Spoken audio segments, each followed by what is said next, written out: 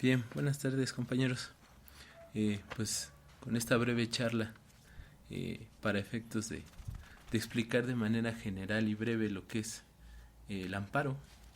Y bueno, tenemos que entender primeramente que el amparo es un medio de control constitucional por virtud del cual se salvaguardan las garantías del gobernado, precisamente con la intención de atender la posible violación de las mismas ante actos de autoridad o incluso de particulares, que esta nueva ley de amparo ya contempla actos de particulares como que precisamente el amparo tienden a proteger.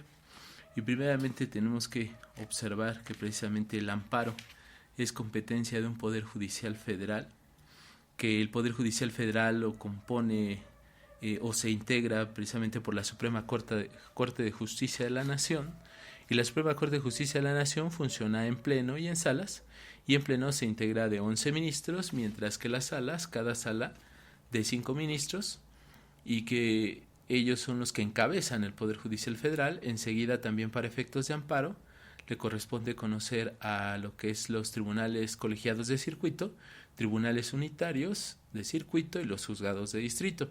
Ellos tienden o son los competentes en términos del artículo 33 de la ley de amparo para conocer precisamente de este procedimiento de amparo. Una vez que ya tenemos identificado de quién es competencia, resulta necesario que nosotros observemos que el amparo como primordial función tiene de atender esas afectaciones a las garantías. Desde mi punto de vista así lo manejo como garantías y no como derechos humanos, pero bueno, las garantías precisamente ya sabemos que se encuentran contenidas no solo en nuestra Constitución, sino además en los tratados internacionales. Con esa reforma que hubo a la Constitución y con esas cuestiones del control difuso de convencionalidad, que contienen los principios de pro persona, interpretación conforme, pero en su momento ya platicaremos de ellos. Sin embargo, lo que sí quiero dejar puntualizado es que precisamente el amparo tiene dos elementos o tiene dos funciones, o mejor dicho, se clasifica en términos del artículo 2 de la ley de amparo en la vía directa e indirecta. Ahora el legislador lo denominó así, vía directa e indirecta. El amparo indirecto, a grandes rasgos, viene su procedencia en el artículo 107 de la ley de amparo, pero para efectos de comprender debidamente lo que es la procedencia en un caso y otro, creo que resulta necesario explicar primeramente el amparo directo. El artículo 170 de la ley de amparo habla de 3 supuestos: sentencias definitivas, laudos y resoluciones que ponen fin al procedimiento sin resolver lo principal.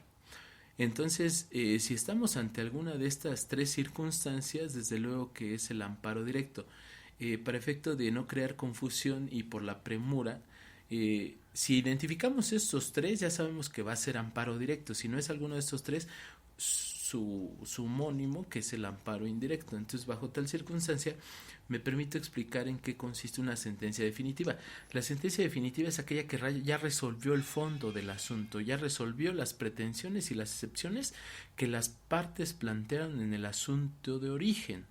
Entonces ello implica que esa sentencia, en los casos que la legislación ordinaria señale algún recurso, debe agotarse forzosamente para atender el principio de definitividad y que no sea el amparo improcedente en términos del artículo 61 fracción 18 de la ley de amparo. Por tanto, sentencia definitiva debemos de entender que ya es aquella sentencia por virtud de la cual el juzgador ha resuelto las pretensiones y las excepciones de las partes.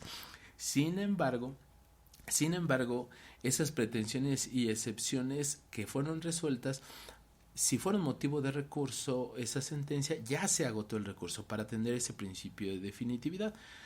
Ahora, también me permito señalar que si estamos ante el supuesto de que yo apelé una sentencia de un juzgado de primera instancia y al apelar los magistrados de la sala me ordenan la reposición por alguna deficiencia procesal, Entonces esa sentencia que ordena la reposición del procedimiento no tiene la característica de ser definitiva, porque lo que está haciendo es regresar ese procedimiento para que de nueva cuenta sea tramitado en los puntos que determinó la sala.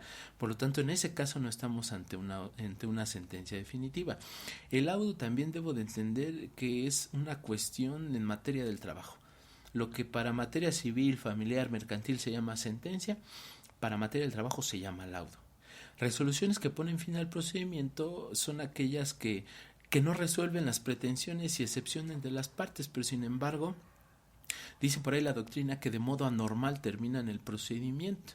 Y tenemos un ejemplo en el caso de que yo interponga la demanda o presente la demanda y resulta que el juez me desecha la demanda. En ese caso, tengo que agotar el principio de definitividad a través del recurso.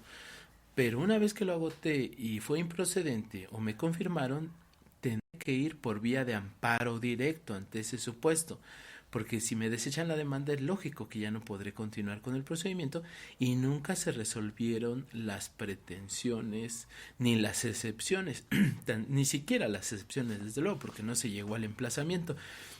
Entonces, bajo esa circunstancia, cuando yo entiendo estos tres elementos, si no se tratan de esos elementos, entonces estamos ante la presencia de un amparo indirecto, que si en este momento nos ponemos a analizar cada uno de los supuestos del 107 resultaría un poco complejo. Sin embargo, sí resulta también prudente señalar que en el amparo el plazo de forma general para presentarlo se tratan de 15 días. Según el 17 de la ley de amparo, son 15 días a partir de que se notificó el acto o me hice conocedor del mismo, conforme a la ley del acto donde emana el acto. Entonces significa que son 15 días para promover el amparo, cualquiera que sea directo o indirecto. Es el término genérico. También hay un plazo de 30 días cuando se trate de una norma autoaplicativa, es decir, aquellas normas que con su simple entrada en vigor ya me causaron perjuicio. Bajo esta circunstancia, entonces, el término general son de 15 días. Ahora bien, estamos hablando de amparo directo e indirecto. A mi consideración, el procedimiento que en realidad es un proceso jurisdiccional es el amparo indirecto, porque en el amparo indirecto se lleva todas las etapas procesales, desde la demanda, una contestación que es un informe que rinde la autoridad, nos permiten ofrecer pruebas, nos permiten ir a audiencias y concluye con una sentencia. Mientras que en el amparo directo, para mi consideración, no es un proceso. Para mí se me hace más un recurso, aunque no estoy señalando que es un recurso, tiene las características. ¿Por qué recurso? Porque lo que hago es interpongo el amparo y lo único que tengo que hacer es esperar a que el tribunal colegiado resuelva. Allá no se admiten pruebas, ya no hay audiencias por la naturaleza del tipo de procedimiento que se trata.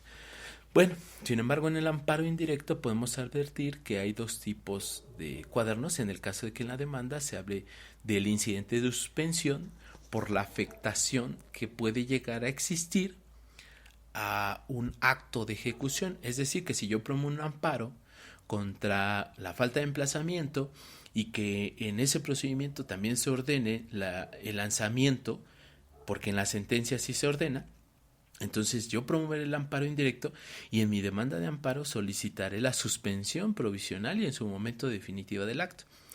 Y una vez que el juzgador admita esa demanda, va a ordenar que se tramite por duplicado el amparo, es decir, un cuaderno incidental y un cuaderno principal. Y en el cuaderno incidental se va a observar lo concerniente a la suspensión del acto.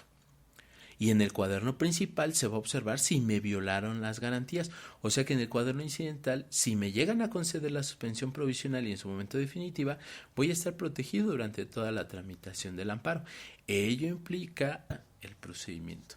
Ahora bien, una vez que hemos observado qué tipos de cuadernillos se tramitan en este amparo, resulta pertinente señalar que también en el amparo existe una figura que se llama ampliación de la demanda, que en términos del 111 de la ley de la ley de amparo se me hace interesante porque esta ampliación de demanda surge con motivo de que yo tengo conocimiento de nuevos actos, nuevas autoridades y nuevos conceptos de violación en relación al amparo que ya se encuentra promovido. Es decir, que si hay nuevos actos, nuevas autoridades o nuevos conceptos que no tienen íntima relación con el amparo que ya se encuentra en tramitación, no será posible ampliar la demanda, porque el 111 de la ley de amparo señala que solo cuando deriven del mismo procedimiento. Ello implica, por ejemplo, que si yo cuando promoví mi amparo lo promoví en contra del juez civil, juez segundo civil, y resulta que cuando le piden informe dice el juez segundo civil que él lo único que hizo dio cumplimiento a un exhorto que viene del juez 40 de la Ciudad de México. Entonces en ese momento yo ya estoy conociendo nuevas autoridades, tal vez nuevos actos y tal vez nuevos conceptos de violación. Ello me hace que al momento en que me da vista el juez de distrito con ese informe, tengo que ampliarlo en términos del 111 de la ley de amparo. O sea que tengo que ampliar mi demanda y tengo que ofrecer pruebas tendientes a acreditar la inconstitucionalidad del acto. Luego, entonces, resulta que esa ampliación de demanda tiene como intención evitar proliferación de demandas de amparos para que precisamente exista un entorpecimiento de la actividad judicial. Bueno, una vez que está lo que es la ampliación de demanda, también debo de observar que en materia de amparo indirecto existen lo que son los medios de prueba. Los medios de prueba me parece interesante para el amparo indirecto porque si observamos el contenido del artículo 119 de la ley de amparo, nos dice que serán admisibles toda la clase de pruebas, excepto la confesional a base de posiciones. Sin embargo, debo de entender que, ojo, con la testimonial, la pericial, la inspección o cualquier otro medio de prueba que necesite un desahogo posterior, debo de dar cumplimiento a esos 5 días hábiles, sin contar el día del ofrecimiento ni el día del desahogo.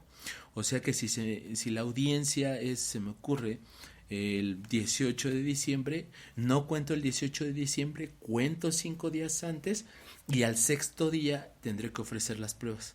O sea que significa que para no hacerme no complejarme esa situación, entonces cuento 7 días para ofrecer las pruebas en amparo, sobre todo que si no las ofrezco en tiempo, entonces se tiene por precluido el derecho y ya no las puedo ofrecer. La documental no tengo tanto problema porque la puedo ofrecer incluso desde la demanda de amparo o el día de la audiencia. Ese tiempo que considero el legislador es para que se preparen bien y en la audiencia constitucional se pueda desahogar esos medios de prueba y que obviamente en la audiencia constitucional, concluyendo ella, se emitirá la sentencia si se concede, niega el amparo. Bajo esa circunstancia, entonces ese procedimiento de amparo indirecto tiene como finalidad salvaguardar las garantías, como ya lo decíamos en el inicio, pero por eso les refiero que es un verdadero procedimiento. Ahora, dentro de este mismo procedimiento de amparo, también les comentaba sobre la figura de la suspensión. Entonces debo de entender que la suspensión es un medio de protección, como ya lo refería, y sobre todo que resulta interesante que si me llegan a conceder la suspensión me van a pedir una garantía.